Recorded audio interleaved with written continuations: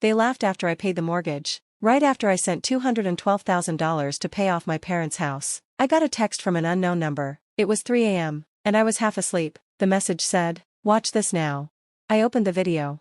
It was my family, inside the very house I had just paid off, laughing and talking to a stranger. My sister's voice said, "He thinks the house is his, what a joke." Then my dad, holding a beer, laughed and added, 40 grand extra, and it's yours. They were selling my house behind my back. I sent the video to the family group chat and canceled the payment. Then I grabbed the deed, it still had my name on it, and drove straight to the house. But nothing could have prepared me for what happened next. I walked into the house, heart pounding. My sister sat on the couch, my dad leaned in the doorway, and my mom stood silently by the window. I held up my phone. "Explain this." Kelly rolled her eyes. "It was just a joke." Dad stepped in. "It's not a sale, we're renting. We needed some cash." I threw the deed on the table. "You don't own this place, I paid for it, all of it." Dad's smile disappeared. "You paid because you wanted to, we let you." I stared at him, heartbroken. "You said this was our family home." Mom spoke quietly. "It still is, for all of us." "Then why lie?" I asked. Kelly smirked. "You're just desperate for love, it's sad." I couldn't believe what I was hearing. I had spent years paying their bills, helping with debts, even covering Kelly's credit cards, and this was how they saw me? I looked at my mom. "Did you know?" She looked away. "It was just temporary." "You recorded yourselves laughing about me, that's not temporary." Dad growled. "The house was never yours." Kelly added. "You just wanted to play the hero, no one asked you." The room went silent, the kind that hurts. Then Dad said coldly, "Get out." I laughed bitterly. "You want me to leave the house I paid for?" He got in my face. "Your name's on the deed, but this is our home." I snapped. I picked up the deed, paused, then set it back down. "Keep it, but don't expect me to help ever again." I turned to leave. Kelly called out, "Wait, you forgot something." She raised her phone and took a photo. "Can't wait to post this, our dramatic brother throwing a tantrum." I clenched my jaw. "Go ahead, but when this all falls apart, and it will, don't call me." I slammed the door behind me. Their laughter followed me out. But I wasn't done yet. I was just getting started. I came home, didn't bother to take off my coat, didn't even sit. I grabbed my laptop, opened the video, the one where they laughed about selling the house I paid for, and watched it again and again. The laughter, my father's voice. "He thinks it's his, an extra 40 grand and it's yours." I saved the video, backed it up. This wasn't just proof, it was a weapon. But I knew just exposing them wouldn't be enough. They were always good at twisting the truth, making me look like the unreasonable one. No, this time, I was going to do it right. I sent a message to the family group chat. "We need to talk, family meeting tomorrow, I want to fix things." Dad's reply came almost instantly. "Finally, you're coming to your senses." Mom followed with her usual guilt-laden sweetness. "We love you, honey, let's work it out." Kelly, always the venomous one, added, "Don't turn this into another drama." They had no idea I'd invited someone else. I booked a private room at a restaurant, the same one we used for birthdays, anniversaries, family memories that now felt like a cruel joke. I arrived early and told the waiter to serve only water. I wanted them sober, I wanted their words to be clear. They walked in together, Dad looking smug, Mom putting on her worried mother face, and Kelly strutting in like this was just another one of her performances. "Thanks for coming," I said, motioning for them to sit. "We're here because we care," Dad said, crossing his arms. I didn't bother responding. I simply placed my tablet in the center of the table and hit play. "This guy thinks the house is his, what a joke." Their voices filled the room, crystal clear, the laughter, the deal. $40,000 extra, Kelly's mocking voice, Dad's scheming tone. Their faces drained of color. This is a misunderstanding," Dad stammered, reaching for the tablet. I pulled it back. "Misunderstanding?" I leaned in. "You were selling the house I paid for, the house I paid off, and you laughed." "It was just a joke," Mom whispered. "A joke? Selling my house is a joke?" I spat. "Or are you just sorry you got caught?" The door opened, they all turned. A man stepped in, middle-aged, graying hair, his expression dark with anger. My parents' faces paled immediately, they knew who he was. "Drake," I said, waving him over. "Good of you to come." Dad's voice wavered. You invited him here?" "Of course I did," I replied. "After all, you were trying to sell him my house." Drake's eyes were ice. "You told me it was your house," he growled, glaring at Dad. That it was a family property. It is, Dad's voice wavered. It is our family home. No, it's not, I said, tossing a folder onto the table. It's mine. My name is on the mortgage. My money paid for it, and I have another surprise. I pulled out a second set of papers. Would you care to explain this? Dad's face twisted as he scanned the documents. His eyes went wild. This is a second mortgage. I know, I interrupted. A loan you took against my house using forged documents. My signature, my ID. Mom's hand flew to her mouth. No, there must be a mistake. No mistake, I snapped. It's all here. You stole from me. You tried to sell my house. You forged my name. You don't understand, Dad's voice cracked. We needed the money. We thought. You thought I was a fool, I whispered. You thought I'd keep paying, keep sacrificing, keep being the fool. Drake stood up, his chair scraping loudly. I'm calling the police, he declared, pulling out his phone. Wait, please, Mom's voice was frantic. We can fix this, we're family. Family? I laughed. Is that what you call this? Lies, theft, betrayal? Please, son, Mom was crying now. But Dad, his face twisted in rage, growled. You think you've won, don't you? You think this is over? Oh, it's just starting, I said, standing up. Enjoy your family home. I walked to the door, and that's when I heard Kelly's voice. Hi, desperate, wait, you don't know everything. This was Dad's idea. I didn't even want to sign it. I turned slowly. Sign? You signed the documents? Her face went pale. Dad's eyes widened in fury. Shut up, Kelly. But it was too late. I stormed out, but not before I saw the horror in her eyes. 2 hours later, I was home when my phone buzzed with a notification, an email from an anonymous account. No text, just an attachment. I downloaded it. It was an audio file. I clicked play. I signed the documents. You said it was just a formality, that he'd never know. Kelly's voice, shaking. Don't worry, he's too stupid to figure it out. Dad's voice replied, and even if he does, we'll guilt him back in, like always. I leaned back in my chair, cold fury wrapping around me like a steel grip. They were all in on it. They always were. But now, I had everything. And I was about to bring them crashing down. The moment I left that gutted house with the bag of stolen documents and mutilated photos, I knew exactly what I had to do. I didn't go home. I drove straight to the bank. It was nearly closing time, but I didn't care. I walked right up to the counter, dropped the bag on the desk, and demanded to speak to the branch manager. 5 minutes later, I was in his office.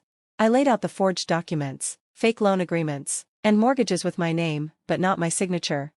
His face went pale as he flipped through the stack. Sir, this is serious fraud, he stammered. No, I corrected, leaning forward. This is a crime. I want every account tied to these people frozen. I want a full investigation, and I want a statement from this bank acknowledging that I was a victim of forgery. He didn't argue. Within minutes, phone calls were made. Security officers brought in. My family's accounts, frozen. From the bank, I drove straight to the courthouse. I didn't care about the time. I didn't care about anything except one thing, making them pay.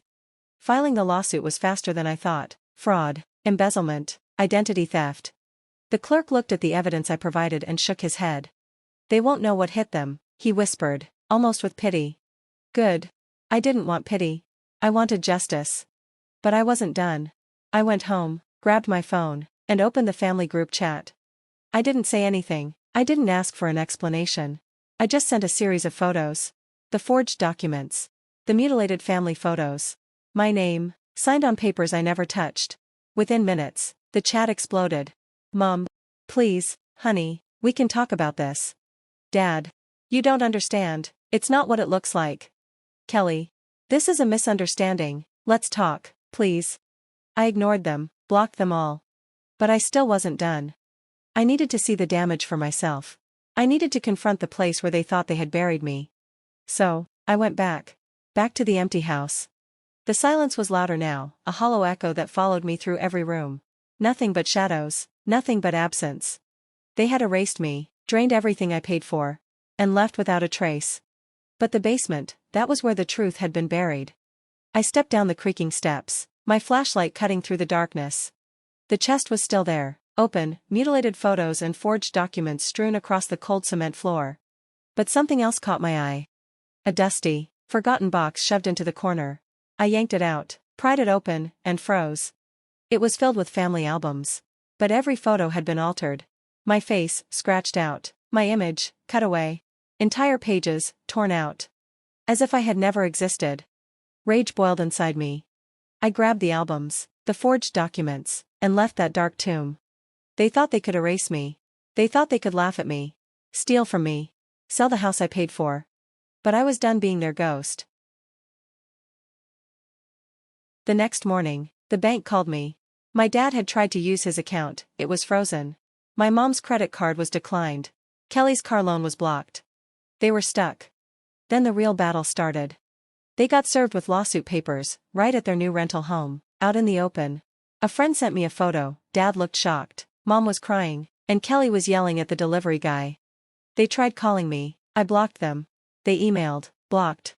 They even sent messages through friends, saying, "He's tearing our family apart." But I had proof, and I sent it to anyone who wanted it. Weeks passed, and the court date finally came. They showed up looking like ghosts, tired, messy, and holding folders full of weak excuses. I walked in calm, carrying solid proof. The judge didn't need long. Fake signatures, fake loan papers, torn up photos. Everything was clear. They tried to talk, but their lies fell apart instantly. The judge gave the verdict. They had to pay me back everything, bills, credit cards, trips, all of it. And the house? Fully mine, not just on paper, completely mine. They stared at me like I was the bad guy. "Please," Mom cried, "we can fix this, we can be a family again." I looked at her and said, "No, I already have a family, me." Then I left. But it wasn't over yet. When I got home, they were waiting at the gate. Dad was angry and pacing, Mom was crying, holding on to Kelly, who glared at me. "You think you've won?" Dad yelled. "You think you can just erase us?" "Erase you?" I said. "You erased me when you stole from me, lied to me. I'm not the one who left, you did. Now all you have left is guilt, live with it." Mom reached out. I stepped back. "You're not my family, just strangers I spent too long trying to save." I walked through the gate, locked it, and went inside. That night, I changed the locks, cleaned the house, threw out all the old photo albums. I got rid of the papers in a meaningful way, like letting go of the past. The next morning, I made coffee and stood by the window. Sunlight filled the quiet street. This was my home, my life. No more fear, no more ghosts, just peace. I had replaced the old locks with strong new ones. Every time I turned the key, it reminded me, they couldn't come back in. I painted the walls bright white. Hung up light curtains that let the sun in. One room at a time, I brought the house back to life. The new furniture? Mine. The new appliances? Mine. And for the first time, the silence felt good. It wasn't lonely anymore. It was peaceful. But the true victory came 3 weeks later. The first check arrived in the mail, certified, signed, and with a letterhead from the court. $32,000. The first installment of the repayment they were forced to make. I didn't touch it at first, just stared at it. It felt like a piece of them, desperate, clinging to whatever was left. But I cashed it without a second thought. And then they kept coming, week after week. Mom's shaky handwriting on the envelopes, Dad's angry signature on the checks, even Kelly's forced apology scribbled in a note. "I'm sorry, please just let this end." It wasn't my problem anymore. They could cry. They could beg. They could scream. I had won. The money piled up. $50,000. $100. By the time they had paid back every cent they owed me, $52,000. I wasn't just free, I was richer. But it wasn't just about the money, it was about the silence. No more texts, no more guilt-laden phone calls, no more family group chat where they laughed at me, manipulated me, lied to me. My phone was clean. No notifications from them, just the quiet I had earned. I used the money to finish the house. A solid oak dining table, something I chose, soft leather couches, comfortable, not the cheap sagging ones they used to pretend were vintage. I filled the walls with my own photographs, landscapes, cityscapes, moments I captured, not because I had to please someone, but because I wanted to. One evening, I found the old chest, the one from the basement, still filled with the shredded photos and forged documents. I carried it outside, placed it down, and lit a small controlled fire in the metal barrel we used for garden waste. The flames roared, licking at the twisted remains of their betrayal, turning them to ash. I watched it burn, felt the heat on my face, and I smiled. I watched the smoke curl into the sky, the past dissolving into ash, and I felt a strange peace. They tried to take everything from me. Tried to erase me. tried to turn my life into their safety net. But in the end, they paid for every sin. Every lie. Every wound they left in me. I wasn't their savior. I wasn't their victim. I was free. I was still standing on the porch, feeling the night air cool against my face, when I saw a familiar car pull up. Matt. Kelly's ex, the guy I'd barely spoken to at family gatherings. He stepped out, holding a six-pack of beer. Didn't think you'd actually text me back. I wasn't sure it was you, I admitted. But I figured it had to be. Matt chuckled, walking up the steps. Yeah, it was me. I filmed that video, couldn't watch them bleed you dry anymore. Why? I asked, genuinely curious. Because they did the same to me, he said, leaning against the porch railing. Kelly wanted me to take out loans for her, fake business ideas. When I said no, she dumped me. We stood there for a moment, the quiet settling between us. Guess I owe you, I said, finally. Nah, he smiled. Watching their lives fall apart, that's thanks enough. He handed me one of the beers, but I set it on the porch rail, unopened. Thanks, Matt, take care of yourself, man. As he walked back to his car, I stood there, feeling the night air settle. No ghosts. No debts. Just me. For the first time in years, I was free.